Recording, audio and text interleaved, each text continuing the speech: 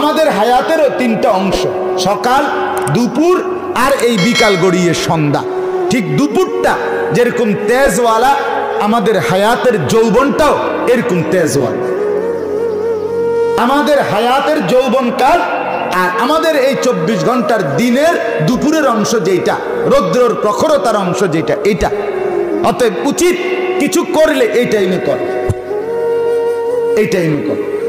জীবন গড়লে এই সময় যে শরীরটাকে যেভাবে গড়ে নেয়, মেহনত করে যদি বানায় নেয়, খোদার কসম মৃত্যু পর্যন্ত আল্লাহর দয়ায় সেইভাবে চলতে থাকে। এজন্য আমি বললাম, আমি একটা কথার থেকে এতগুলো লম্বা করে ফেলছি, কিন্তু আমার কথা ছিল এই, মানুষের কল্যাণ, মানুষের সেবা আমাদের সিফাত হওয়া চাই। কোরআনুল কারীমের মধ্যে আছে, আপনি একটা সহজ হিসাব শুনেন। আমাদের যেই কাবা মক্কায়, আমাদের কেবলার নাম কি? কাবা নাকি?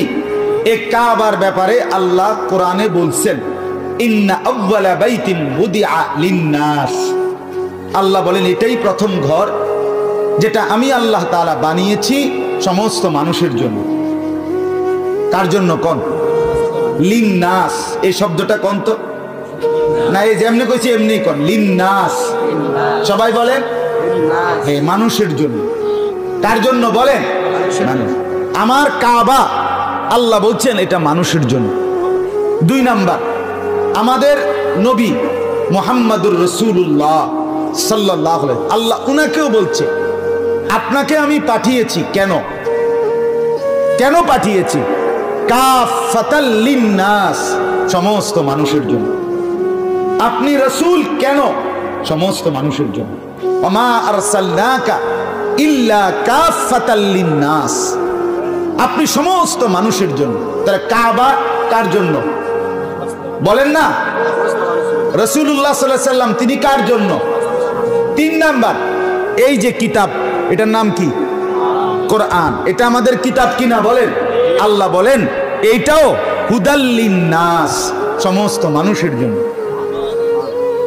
এটা কার জন্য?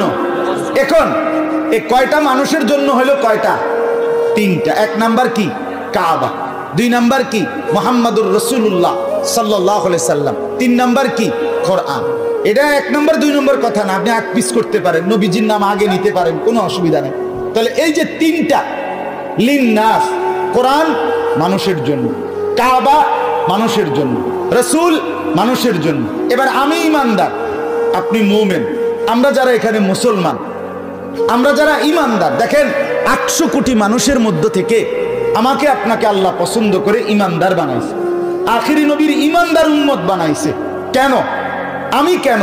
আল্লাহ তাআলা পরিষ্কার বলছেন উখরিজাত লিন্নাস, তোমাকেও বানানো হয়েছে মানুষের জন্য।